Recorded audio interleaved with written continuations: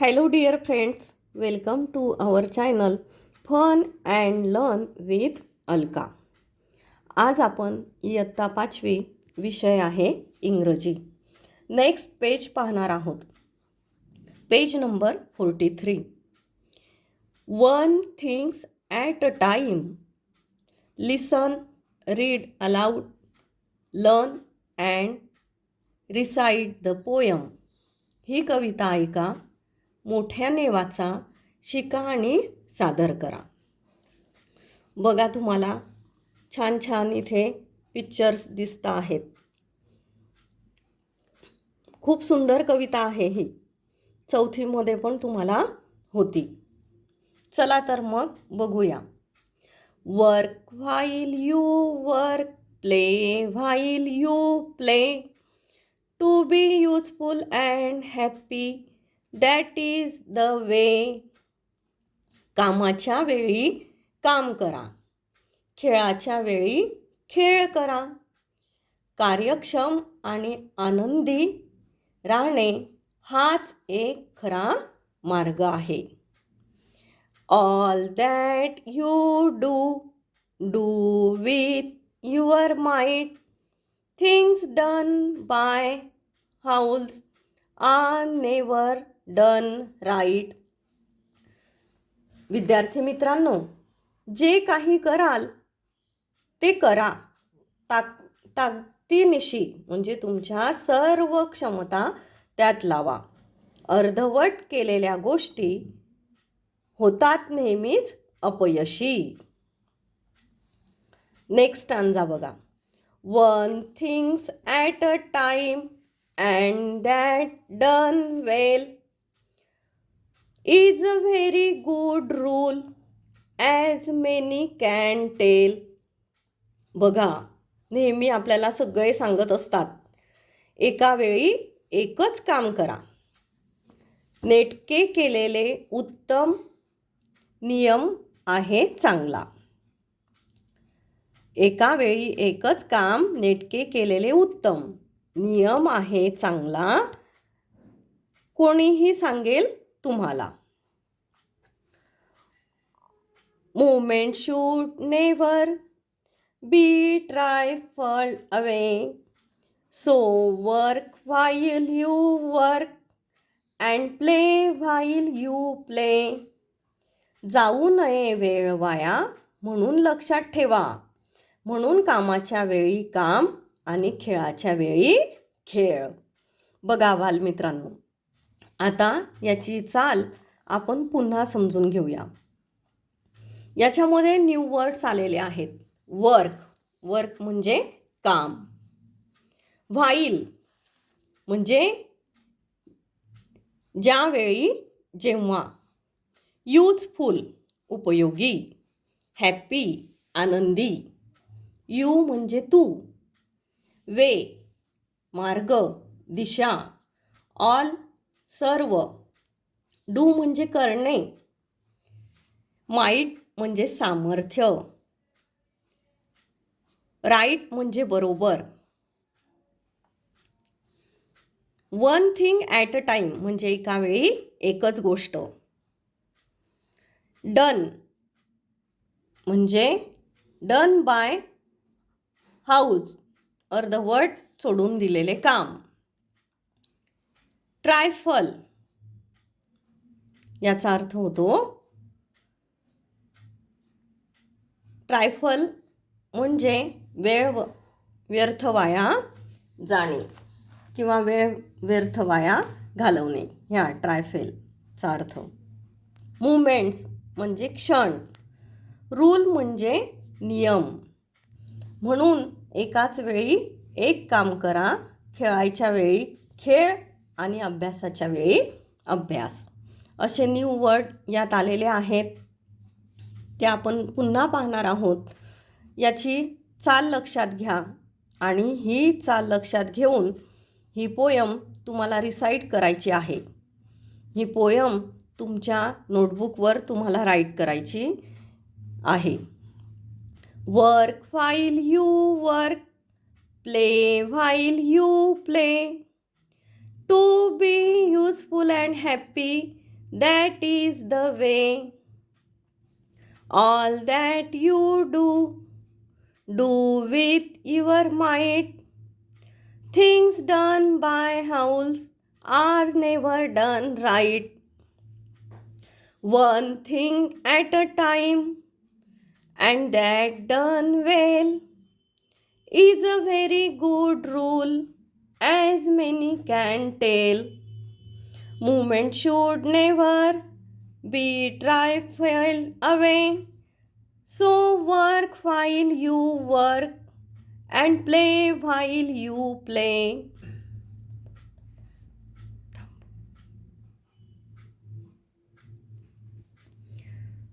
ही poem तुम्हाला पाठ करायची आहे, म्हणजेच रिसाईट करायची आहे. याच्यामध्ये बघा खाली काही ॲक्टिव्हिटीज दिलेल्या आहेत. त्या ॲक्टिव्हिटीज, पहिली ॲक्टिव्हिटी आहे listen to the word carefully from the poem. Find another word that rhymes with it.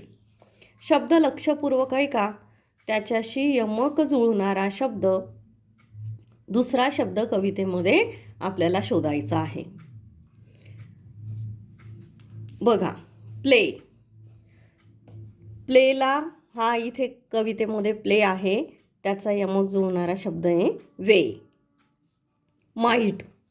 बघा, माईट त्याला यमक जुळणारा रायमिंग वर्ड कोणता आहे, तर हा राईट. वेल. वेलचा रायमिंग वर्ड आहे टेल. यू. यूचा रायमिंग वर्ड आहे डू.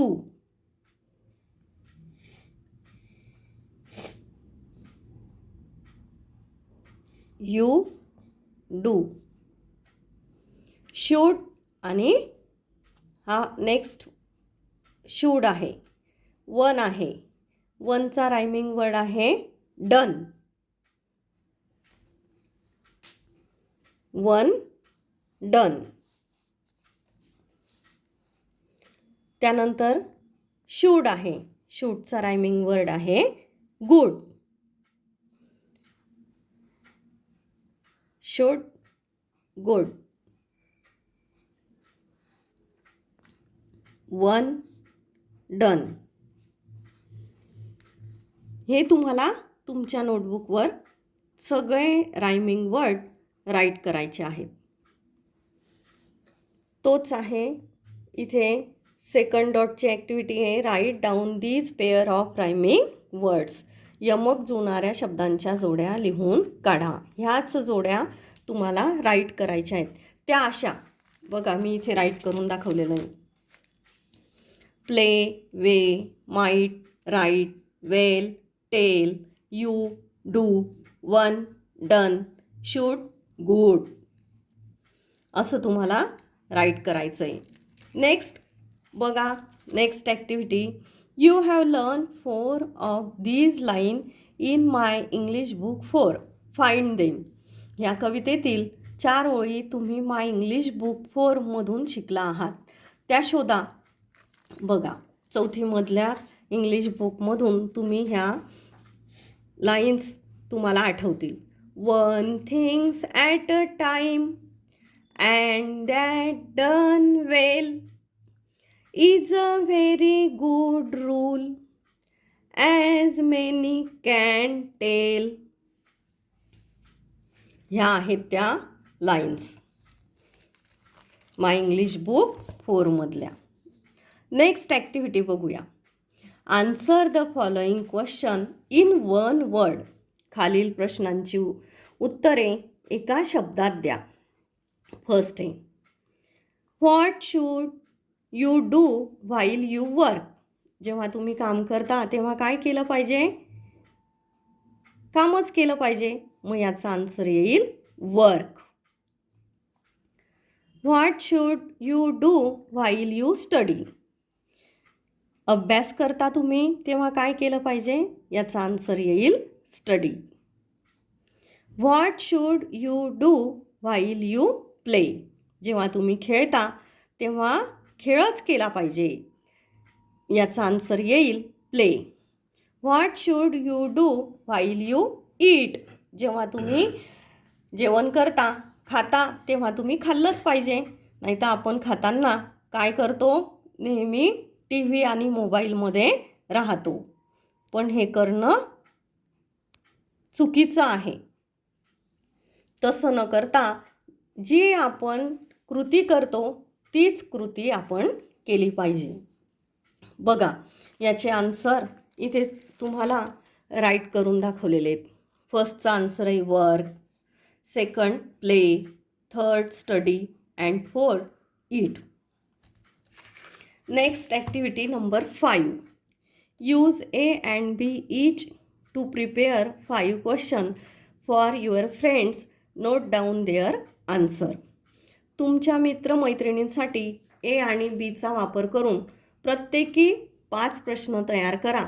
त्यांनी दिलेली उत्तरे लिहा. ए आणि बी इथे क्वेश्चन दिलेले आहेत आपल्याला. When do you and how long do you. ह्या 2 टाईपचे क्वेश्चन आहेत आणि हे असेच आपल्याला प्रश्न तयार करायचे आहेत. तुमच्यासमोर इथे काही प्रश्न मी तयार करून दिलेले आहेत. नाव you see. When do you play. When do you play. I play in the evening. Second question. When do you wake up. I wake up at 6 AM. याचा अर्थ, पहिल्याचा अर्थ कळला असेल. व्हेन डू यू प्ले, तुम्ही केव्हा खेळता. I play in the evening, मी संध्याकाळी खेळतो. When do you wake up, तुम्ही केव्हा उठता. I wake up at 6 AM, मी सकाळी 6 वाजता उठतो किंवा उठते. व्हेन डू यू स्टडी, तुम्ही केव्हा अभ्यास करता. I study in the evening और I study at night. I study in the morning. मी सकाळी अभ्यास करते किंवा संध्याकाळी अभ्यास करते किंवा ॲट नाईट, रात्री अभ्यास करते. जर तुम्ही संध्याकाळी खेळत असाल तर त्याच्यानंतर रात्री तुम्ही अभ्यास करायलाच हवा. How long do you play, तुम्ही किती तास खेळता. I play for 2 hours.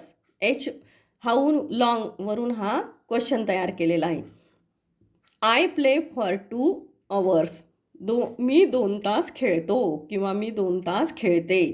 How long do you sleep, तुम्ही किती तास झोपता किंवा लॉंग म्हणजे किती वेळ. I sleep for 8 hours. मी 8 तास झोपते किंवा मी 8 तास झोपतो. बालमित्रांनो, ह्या पेजवर मी तुम्हाला सगळ्या ॲक्टिव्हिटी सॉल्व करून दाखवलेल्या आहेत आणि बुकवर सुद्धा. फर्स्ट आहे, हे न्यू वर्ड्स राईट केलेले आहेत. व्हाईल, ज्यावेळी, जेव्हा. यूजफुल, उपयुक्त. वे, मार्ग किंवा दिशा. रूल, नियम. डन बाय हाऊस, अर्धवट सोडून दिलेले काम. मुवमेंट्स म्हणजे क्षण.